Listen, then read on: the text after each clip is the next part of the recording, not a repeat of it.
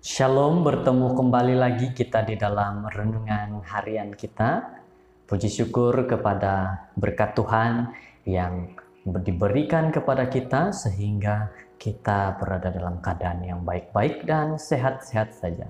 Pada saat ini kita akan mendengar sebuah renungan. Sebelum kita mendengar serta mempelajari, mari kita sama-sama berdoa. Bapa kami di surga, terpujilah namamu, kami menyembah kepada Tuhan, kami memulahkan renungan kami pada hari ini.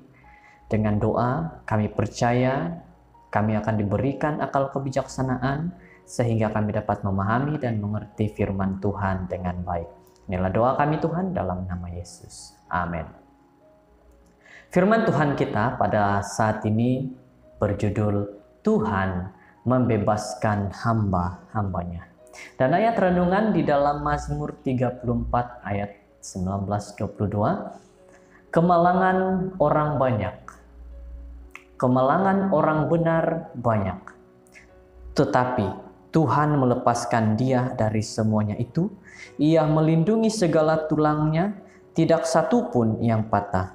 Kemalangan akan mematikan orang-orang fasik, dan siapa yang membenci orang benar akan menanggung hukuman. Tuhan membebaskan jiwa hamba-hambanya, dan semua orang yang berlindung padanya tidak akan menanggung hukuman. Ayat yang panjang, tetapi ayat yang memberikan maksud yang begitu baik bagi kita pada saat ini.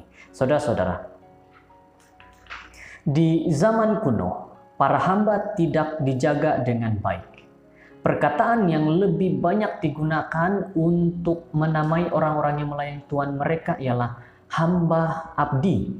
Hamba abdi tidak mempunyai hak, tiada harta, tiada pendapatan, dan tiada kebebasan. Mereka sama ada telah dibeli di pasar-pasar atau berada di sana untuk membayar hutang yang terlalu besar, dan dengan itu dimiliki oleh tuan-tuan mereka. Bukankah ini seperti satu penyiksaan bagi diri seseorang? Kenapa saya katakan seperti itu? Karena seorang hamba tidak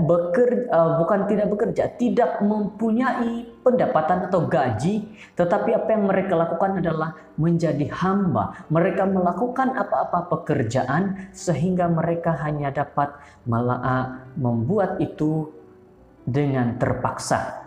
Saudara-saudara, sebagai seorang manusia yang biasa, kita pasti inginkan sesuatu yang akan membuatkan diri kita apa? Kita dapat bekerja dengan baik, kita dapat bekerja dengan tenang, dengan gembira dan bahagia. Pasti kita inginkan itu, dan kita tidak inginkan menjadi hamba abdi. Yang kita inginkan adalah pekerja yang baik, bukan hamba. Saudara-saudara, tidak ada undang-undang daripada masyarakat yang melindungi atau memberi sembarang hak kepada para hamba abdi. Tuhan boleh melakukan apa sahaja yang dia ingin lakukan terhadap hamba abdinya ini. Termasuklah boleh menganiaya mereka dan memperlakukan segala jenis penderaan ke atas mereka.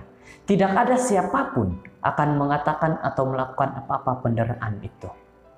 Karena mereka ini adalah hamba abdi. Sudahlah tidak ada hukuman ataupun tidak ada undang-undang peraturan yang boleh membelah, sehingga mereka ini dilakukan seperti binatang, dipukul-pukul. Dan mereka tidak mempunyai cara untuk melepaskan diri, karena mereka tinggal di dalam rumah tuannya itu. Saudara-saudara yang terkasih dalam Tuhan Yesus, di dalam perjanjian lama terdapat banyak hukum daripada Tuhan yang berusaha untuk melindungi hamba abdi dalam masyarakat, khususnya benar setelah keluaran di mana Tuhan mengingatkan bangsa Israel.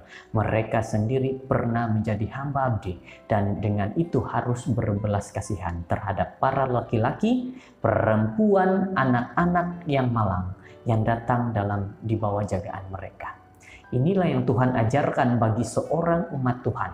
Apa yang diajarkan? Mengasihi, melindungi, tidak kira laki-laki, perempuan, anak-anak, siapapun itu Alkitab ajarkan untuk menjaga, untuk berikan hak kebebasan kepada mereka, orang laki-laki, perempuan, anak-anak. Kebebasan ini yang berarti memberikan mereka satu keistimewaan. Salah satu daripada hukuman itu yang berkaitan dengan hari Sabat. Menyatakan 6 harilah lamanya engkau melakukan pekerjaanmu, tetapi pada hari ke-7 haruslah engkau berhenti, supaya lembu dan keledaimu tidak bekerja, dan supaya anak budakmu perempuan dan orang asing melepaskan lelah. Jadi Tuhan memberikan kita kebebasan pada hari ke-7 untuk kemana? Untuk menguduskan, untuk beristirahat daripada segala pekerjaan.